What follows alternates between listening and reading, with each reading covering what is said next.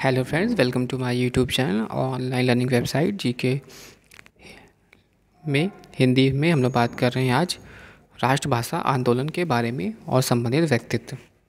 बंगाल, राजा राम मोहन राय, केशव चंद्र सेन, नवीन चंद्र राय, ईश्वर चंद्र विद्यासागर, तरुणी चरण मित्र, राजेंद्र लाल, सिराज नारायण बसु, बेदव मुखर्जी, बंकिम चंद्र चटर्जी। हिंदी भारत भाषा में की सहायता से भारतवर्ष के विभिन्न प्रदेशों में मध्य में जो एक बंधन संस्थापन करने में समर्थ होगी वही सच्चे भारत बिंदु पुकारे जाने योग्य हैं।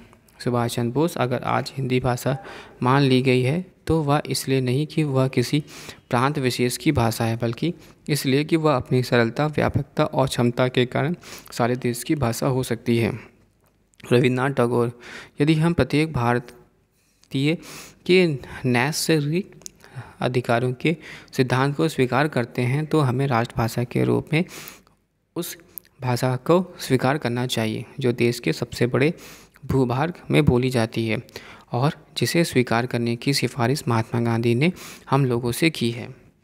इसी विचार से हमें एक भाषा में की आवश्यकता है और वह है हिंदी। रामानंद चटर्जी, सरोजिनी नायडू, शारदा चरण मिश्र अखिल भारतीय लिपि के रूप में देवनागरी लिपि के प्रथम प्रचारक, आचार्य छति मोहन सेन हिंदी की राष्ट्रभाषा बनाने हेतु जो अनुष्ठान हुए हैं उनमें उनको यह संस्कृति का राज सुयज्ञ समझता हूँ आदि।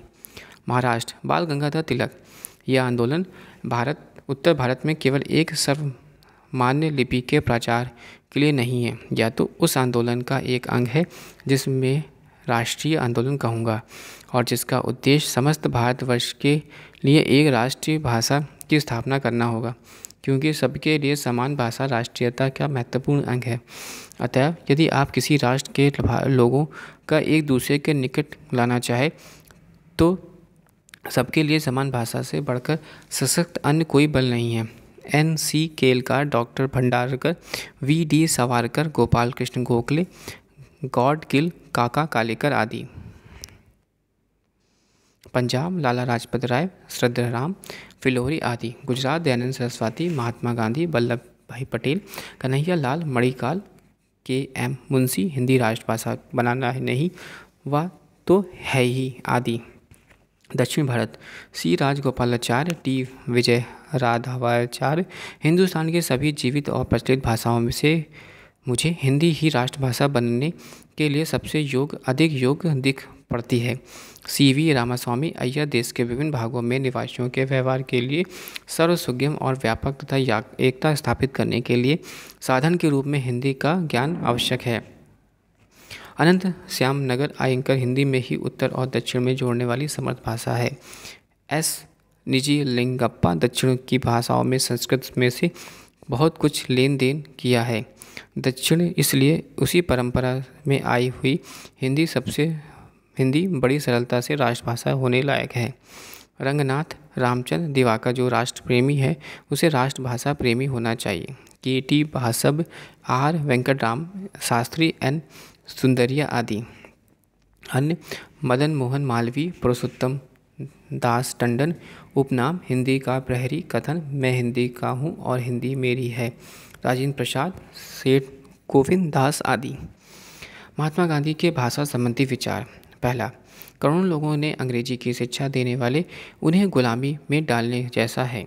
मैकाले ने शिक्षा की जो बुनियाद डाली है वह सचमुच गुलामी की बुनियाद थी। हिंदू स्वराज 1909।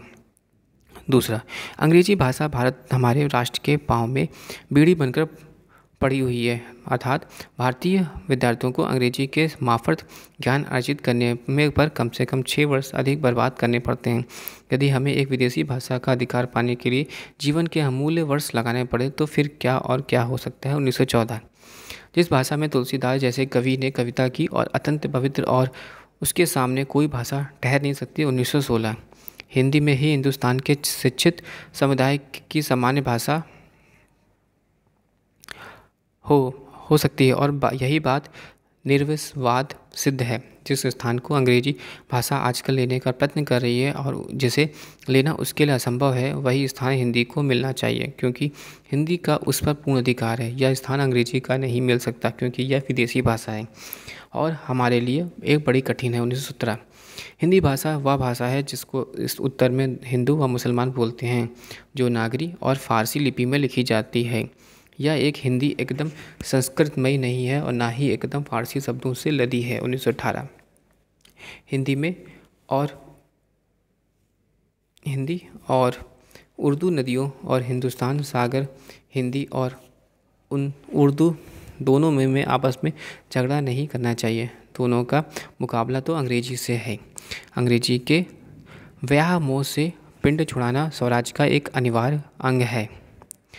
यदि तानाशाह होता, मेरा बस चलता, तो आज ही विदेशी भाषा में शिक्षा देना बंद कर देता और सारे अध्यापकों को स्वदेशी भाषा अपनाने पर मजबूर कर देता। जो आनाकानी करते उन्हें बर्खास्त कर देता। मैं पाठ्य पुस्तकों की तैयारी का इंतज़ार नहीं करूँगा, वे तो माध्यम है, परिवर्तन के पीछे पीछे अपने आप चली आएंगी। यह एक ऐसी बुराई है जिसका तुरंत इलाज होना चाहिए। मेरी मातृभाषा में कितनी ही कमियां क्यों ना हो, मैं इसमें किसी तरह से चिपटा रहूँगा। जिस तरह बच्चा अपनी माँ की छाती से जो मुझे जीवनदायी दूध दे सकती है, अगर अंग्रेजी उस जगह को हड़पना चाहती है तो जिसकी वह हकदार नहीं है, मैं उससे सख्त नफरत करूँगा, जो मुझे लोगों के सीखने की वस्तु हो सकती है, लाखों करोड़ों की नहीं। 10वां, लिपियों में सबसे अव्वल दर्जे की लिपि नागरी को ही मानता हूँ, और मैं मानता हूँ कि नागरी और हिंदू लिपि अंत के बीच के अंत की जीत नागरी लिपि से ही होगी। 3, स्वतंत्र भारत के बाद हिंदी का राजभाषा के रूप में विकास। राजभाषा यानी ऑफिशियल लैंग्वेज क्या है?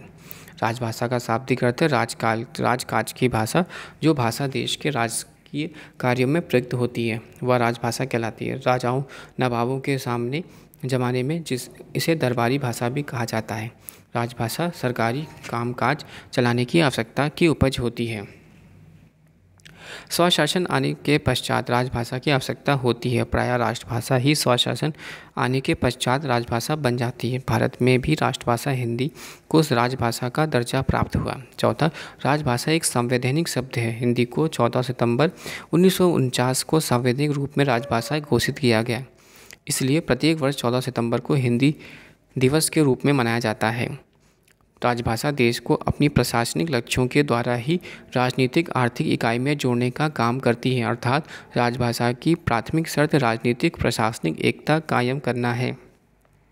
राजभाषा का प्रयोग क्षेत्र सीमित होता है, अर्थात वर्तमान समय में भारत सरकार के कार्यालयों एवं कुछ राज्यों हिंदी क्षेत्र के अपने क्षेत्र के राज्यों में राजकाज हिंदी में होता है। अन्य राज्य सरकारें अपनी अपनी भाषा में कार्य करती हैं, हिंदी में नहीं। महाराष्ट्र मराठी में, पंजाब पंजाबी में, गुजरात गुजराती में आदि। राजभाषा में कोई भी भाषा हो सकती है, स्वभाषा या परभाषा। जैसे मुगल शासक अकबर के समय मैकाले काल तक फारसी राजभाषा तथा मैकाले काल से लेकर स्वतंत्रता प्राप्ति तक अंग्रेजी राजभाषा थी कि विदेशी भाषा थी, जबकि स्वतंत्रता प्राप्ति के बाद हिंदी की राजभाषा का दर्जा दिया गया, जो कि स्वभाषा है। राजभाषा का एक निश्चित मानक स्वरूप होता है जिसके साथ छेड़छाड़ का प्रयोग नहीं किया जा सकता। हिंदी की संवैधानिक स्थिति व उसकी समीक्षा। स्वतंत्रता के रूप में जो छोटे बड़े राष्ट्रनेता राजभाषा या राजभाषा के रूप में हिंदी को अपनाने के मुद्दे पर सहमत थे, उनमें से अधिकांश गैर हिंदी भाषा नेता स्वतंत्रता मिलने के वक्त हिंदी में के नाम पर बिदकने लगे। यही वजह थी कि संविधान सभा में केवल हिंदी पर विचार नहीं हुआ। राजभाषा के नाम पर जो बहस हुई वहाँ 11 सितंबर 1949 को व 14 सितंबर 1949 तक हुई। उसमें हिंदी, अंग्रेजी, संस्कृत व हिंदुस्तानी के दावे पर विचार किया गया, किंतु संघर्ष की स्थिति में सिर्फ हिंदी व अंग्रेजी के समर्थक के बीच दिखने लगी। हिंदी समर्थक वर्ग में भी जो गुट थे वे गुट देवनागरी लिपि वाली हिंदी की समर्थक था। दूसरा गुट महात्मा गांधी, जे जवाहरलाल नेहरू, अब्दुल कलाम आज़ाद 2 लिपियों वाले हिंदुस्तानी के पक्ष में थे। आज़ाद भारत में एक विदेशी भाषा जिसे देश का बहुत थोड़ा सा अंश अधिक से अधिक 1% से 2% ही पढ़े लिखे और समझ सकते थे, देश की राजभाषा नहीं बन सकती थी। लेकिन याकायक अंग्रेजी को छोड़ने में भी दिक्कतें थी। प्रायः 150 वर्षों से अंग्रेजी स्वशासन और उच्च शिक्षा की भाषा रही थी। हिंदी देश के में 46% जनता भाषा थी। राजभाषा बनने के लिए हिंदी का दावा न्याययुक्त था। साथ ही प्रादेशिक भाषाओं का सर्वेक्षण उपेक्षा नहीं की जा सकती। इन सब बातों को ध्यान में रखते हुए संविधान निर्माताओं ने राजभाषा की समस्या को हल करने के लिए कोशिश की। संविधान भाषा सभा के भीतर या बाहर हिंदी के विपुल समर्थन को देखकर संविधान सभा ने हिंदी पक्ष में अपना फैसला दिया। यह फैसला हिंदी विरोधी एवं हिंदी समर्थकों के बीच में मुंशी आयंगार फॉर्मूले के द्वारा समझौते के परिणाम स्वरूप सामने आया, जिसकी प्रमुख विशेषताएं इसी प्रकार थी। पहला, हिंदी भारत की राष्ट्रभाषा नहीं बल्कि राजभाषा है। संविधान के लागू होने के दिन से 15 वर्षों की अवधि तक अंग्रेजी बनी होगी। तीसरा, एक अपशिष्ट निर्देश अनुच्छेद 351 के आधार पर हिंदी एवं हिंदुस्तानी के विवाद को दूर कर लिया गया। संविधान में भाषा विषयक उपबंध अनुच्छेद 120 से अनुच्छेद 210 एवं भाषा विषयक एक पृथक भाग 17 राजभाषा के अनुच्छेद 343 से 351 तक 8वीं अनुसूची में दिए गए हैं। संविधान के ये भाषा विषयक उपबंध हिंदी, अंग्रेजी एवं प्रादेशिक भाषाओं के परस्पर विरोधी दावों के बीच सामंजस्य स्थापित करने का प्रयास करते हैं। अनुच्छेद 120 संसद में प्रयोग की जाने वाली भाषा। संसद का कार्य हिंदी में या अंग्रेजी में किया जाएगा, परंतु यथास्थिति लोकसभा अध्यक्ष या राज्यसभा के उपासपति किसी भी सदस्य या उसकी मातृभाषा का सदन संबोधित करने की अनुमति दे सकता है। संसद विधि द्वारा अन्यथा उपबंध ना करे तो 15 वर्ष तक अवधि के पश्चात यह अंग्रेजी में शब्दों के लोप में किया जा सकता है। अनुच्छेद 210 राज्य विधानमंडल में प्रयोग की जाने वाली भाषा। राज्यों के विधानमंडल में कार्य अपने अपने राज्य की राजभाषा या राजभाषाओं में या हिंदी या अंग्रेजी में किया जाएगा, परंतु यथास्थिति विधानसभा अध्यक्ष या विधान परिषद या सभापति किसी सदस्य की उसकी मातृभाषा के सदन को संबोधित करने की अनुमति दे सकता है। संसद विधि द्वारा अन्यथा उपबंध ना करे तो 15 वर्ष की अवधि के पश्चात या अंग्रेजी में शब्दों का लोप किया जा सकेगा। भाग 17 राजभाषा। अध्याय 1 संघ की भाषा। अनुच्छेद 343 संघ की राजभाषा। संघ की राजभाषा हिंदी और लिपि देवनागरी होगी। अंकों का रूप भारतीय अंकों का अंतर्राष्ट्रीय रूप होगा। दूसरा, इस संविधान के प्रारंभ में 15 वर्ष की अवधि तक अर्थात 1965 तक उन सभी शासकीय प्रयोजनों के लिए अंग्रेजी भाषा का प्रयोग किया जाता रहेगा जिनके लिए पहला प्रयोग किया जा रहा था, परंतु राष्ट्रपति उक्त अवधि के दौरान संघ के शासकीय प्रयोजनों में से किसी एक के लिए अंग्रेजी भाषा के अतिरिक्त हिंदी भाषा का और भारतीय अंकों के लिए अंतर्राष्ट्रीय रूप में अतिरिक्त देवनागरी रूप में प्रयोग प्राधिकृत कर सकेगा। सशक्त उक्त 15 वर्ष की अवधि के पश्चात विधि द्वारा अंग्रेजी भाषा का या अंकों के देवनागरी का रूप ऐसे प्रयोजनों के लिए प्रयोग उपबंधी कर सकेंगे जो ऐसी विधि में विनिर्दिष्ट किया जा सकेगा। अनुच्छेद 344 राजभाषा के संबंध में आयोग 5 वर्ष के उपरांत राष्ट्रपति द्वारा और संसद की समिति 10 वर्ष के उपरांत।